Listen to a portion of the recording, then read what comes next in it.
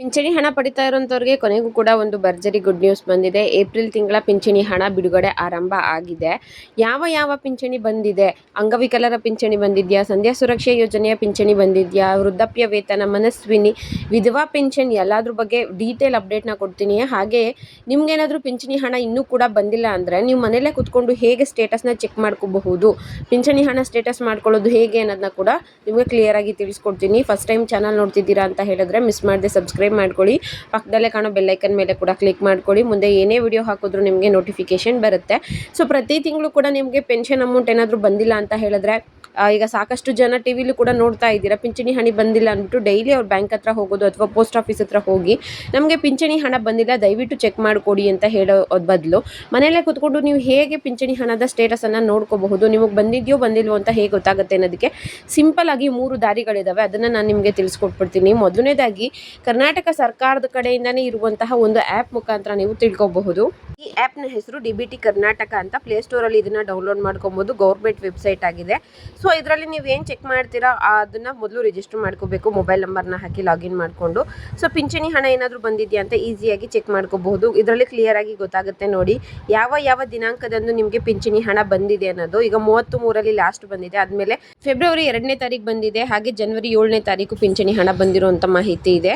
ಪ್ರತಿ ತಿಂಗಳು ಕೂಡ ಪಿಂಚಣಿ ಹಣ ಬಂದ ನಂತರ ಒಂದು 3-4 ದಿನಗಳ ನಂತರ ಇದರಲ್ಲಿ ಅಪ್ಡೇಟ್ ಆಗುತ್ತೆ. ಸೊ DBTಲಿ ನಿಮಗೆ ಆ್ಯಪ್ ಮುಖಾಂತರ ಚೆಕ್ ಮಾಡಿಕೊಂಡ್ರೆ ಪಿಂಚಣಿ ಹಣ ಯಾವಾಗ ಬಂದಿದೆ ಅನ್ನೋ ಕಂಪ್ಲೀಟ್ ಮಾಹಿತಿಗಳು ಸಿಗ್ಬಿಡುತ್ತೆ.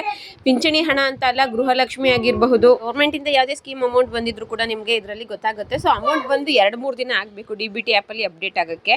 ನೆಕ್ಸ್ಟ್ ಬಂದು ನೀವು ಮೊಬೈಲಲ್ಲಿ ಬ್ಯಾಂಕ್ ಮೆಸೇಜ್ ಏನಾದರೂ ಬರುತ್ತೆ ಅಂದರೆ ಅದನ್ನು ಕೂಡ ಚೆಕ್ ಮಾಡ್ಕೋಬಹುದು. ಗೌರ್ಮೆಂಟ್ ಕಡೆಯಿಂದ ಮೆಸೇಜ್ ಬರುತ್ತೆ, ಬ್ಯಾಂಕ್ ಕಡೆಯಿಂದ ನಿಮಗೆ ಅಮೌಂಟ್ ಜಮಾ ಆಗಿರೋ ಮೆಸೇಜ್ ಬರುತ್ತೆ.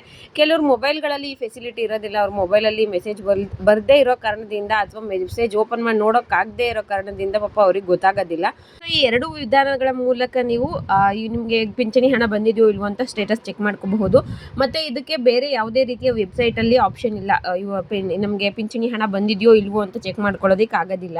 ಬಟ್ ನಿಮಗೆ ಯುವ ನಿಧಿಲಿ ಆ ಥರ ಆಪ್ಷನ್ ಇದೆ. ಸೇವಾ ಸಿಂಧು ವೆಬ್ಸೈಟಲ್ಲಿ ನೀವು ಲಾಗಿನ್ ಆದರೆ ನಿಮಗೆ ಎಷ್ಟು ತಿಂಗಳು ಅಮೌಂಟ್ ಬಂದಿದೆ, ಯಾವ ತಿಂಗಳು ಬಂದಿಲ್ಲ, DBT ಪುಷ್ ಆಗಿದೆಯೋ ಇಲ್ವೋ ಅನ್ನೋದು ಯುವ ನಿಧಿ ಅಮೌಂಟ್ ಗೊತ್ತಾಗುತ್ತೆ. ಬಟ್ ಗೃಹಲಕ್ಷ್ಮಿ ಆಗಿರಬಹುದು, ಪಿಂಚಣಿ ಹಣ ಆಗಿರ್ಬೋದು ಸ್ಟೇಟಸ್ ಚೆಕ್ ಮಾಡ್ಕೊಳ್ಳೋದಕ್ಕಾಗಲ್ಲ.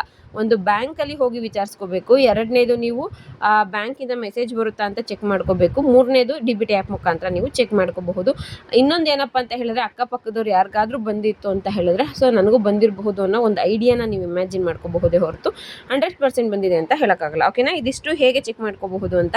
ಇನ್ನು ನೆನೆ ಪಿಂಚಣಿ ಹಣ ಜಮಾ ಆಗಿದೆ ಅಂತ ಹೇಳಿದ್ದೆ, ಹೌದಲ್ವಾ? ಯಾವ ಪಿಂಚಣಿ ಬಂದಿದೆ? ಅಂಗವಿಕಲರ ಪಿಂಚಣಿ ಬಂದಿದೆಯಾ? ವೃದ್ಧಾಪ್ಯ ವೇತನ, ಸಂಧ್ಯಾ ಸುರಕ್ಷೆ, ಮನಸ್ವಿನಿ ಯಾವುದು ಬಂದಿದೆ ಹೇಳಿ ಅಂತ ನಿಮಗೂ ಅನ್ನಿಸ್ತಾ ಇರುತ್ತೆ. ಸೊ ನನಗೆ ಅಫಿಷಿಯಲ್ ಇನ್ಫಾರ್ಮೇಷನ್ ಪ್ರಕಾರ ಅಥವಾ ಯಾರೋ ಒಬ್ಬರು ಹೇಳಿದ್ರು ಮಾಹಿತಿ ಪ್ರಕಾರ ಅಂಗವಿಕಲರ ಪಿಂಚಣಿ ಅಮೌಂಟು ನಿನ್ನೆ ಜಮಾ ಆಗಿದೆ ಅನ್ನೋ ಮಾಹಿತಿ ಸಿಕ್ಕಿದೆ. ನಿನ್ನೆ ಅಂತ ಹೇಳಿದ್ರೆ ಏಪ್ರಿಲ್ 28ನೇ ತಾರೀಕು ಬಂದಿದೆ ಅಂತ. ಬಟ್ ಯಾವುದೇ ಸ್ಕ್ರೀನ್ಶಾಟ್ ಅಥವಾ ಪ್ರೂಫ್ ನನ್ನ ಹತ್ರ ಸಿಕ್ಕಿಲ್ಲ. ದಯವಿಟ್ಟು ನಿಮ್ಗೆ ಯಾರಿಗಾದರೂ ಪಿಂಚಣಿ ಹಣ ಬಂದಿತ್ತು ಅಂದರೆ ರಿಕ್ವೆಸ್ಟ್ ಮಾಡ್ಕೊತೀನಿ, ಕಮೆಂಟಲ್ಲಿ ತಿಳಿಸಿ ನಿಮಗೆ ಯಾವ ಪಿಂಚಣಿ ಹಣ ಬಂದಿದೆ, ಎಷ್ಟು ಹಣ ಬಂದಿದೆ ಅಂದ್ಬಿಟ್ಟು. ಅಂಗವಿಕಲರ ಪಿಂಚಣಿ ಏನಿದೆ ಅದು ನಿನ್ನೆ 24ನೇ ತಾರೀಕು ಅಮೌಂಟ್ ಬಂದಿದೆ, ಬಟ್ ಮೆಸೇಜ್ ಬಂದಿಲ್ಲ ಅಂತ ಹೇಳಿದ್ರು. ಇವಾಗ ನಾನು ಯಾರ್ದು ಸ್ಟೇಟಸ್ ನಿಮಗೆ DBT ಮುಖಾಂತರ ಚೆಕ್ ಮಾಡೋದು ತೋರಿಸಿದ್ನ, ಧನಂಜಯ ಅಂತ, ಅವ್ರದ್ದೇನೆ, ನಮ್ಮೂರವರೇ ಅವರು. ನನಗೆ ಏನು ಅಮೌಂಟ್ ಇತ್ತು ಅದಕ್ಕಿಂತ 1400 ರೂಪಾಯಿ ಎಕ್ಸ್ಟ್ರಾ ತೋರಿಸ್ತಾ ಇದೆ. ಸೊ ಏಪ್ರಿಲ್ ಪಿಂಚಣಿ ಬಂದಿರಬಹುದು ಅಂತ ಅವ್ರು ಹೇಳಿದ್ರು.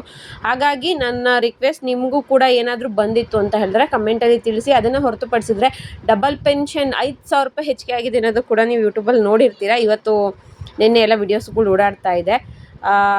ಅದು ನಾನು ಪ್ರತಿ ವಿಡಿಯೋದಲ್ಲೂ ಹೇಳ್ತೀನಿ, ರಾಜ್ಯ ಸರ್ಕಾರ ಆಗಿರಬಹುದು, ಕೇಂದ್ರ ಸರ್ಕಾರ ಆಗಿರಬಹುದು, ಯಾವುದೇ ಪಿಂಚಣಿ ಹಣವನ್ನು ಇದುವರೆಗೂ ಹೆಚ್ಚಿಗೆ ಮಾಡಿಲ್ಲ.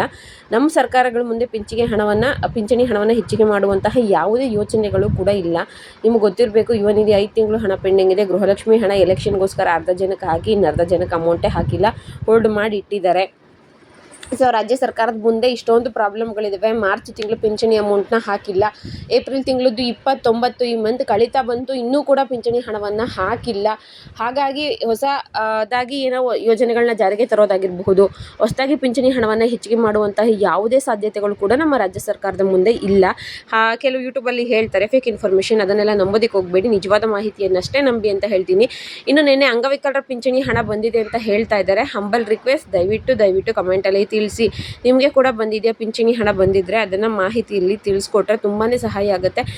ಯಾರಾದರೂ ಇನ್ಫಾರ್ಮೇಷನ್ ತಿಳಿಸೋರಿದ್ರೆ ಅಥವಾ ನನಗೆ ಪರ್ಸ್ನಲ್ ಆಗಿ ಕೂಡ ಟೆಲಿಗ್ರಾಮಲ್ಲಿ ಕಾಂಟ್ಯಾಕ್ಟ್ ಮಾಡ್ಬೋದು. ಜನಸಮಯ ಅಂತ ಟೆಲಿಗ್ರಾಮ್ ಇದೆ, ಅಲ್ಲಿ ಜಾಯ್ನ್ ಆಗಿ ಹಣ ಬಂದಿದ್ದರೆ ದಯವಿಟ್ಟು ಬಂದಿದೆ ಅಂತ ಹೇಳಿ. ಇದೇ ರೀತಿಯ ಯೂಸ್ಫುಲ್ ಇನ್ಫಾರ್ಮೇಷನ್ಸ್ಗೋಸ್ಕರ ಮಿಸ್ ಮಾಡದೆ ಸಬ್ಸ್ಕ್ರೈಬ್ ಮಾಡಿಕೊಂಡು ಫಾಲೋ ಮಾಡಿಕೊಂಡು ಸಪೋರ್ಟ್ ಮಾಡಿ. Thank you.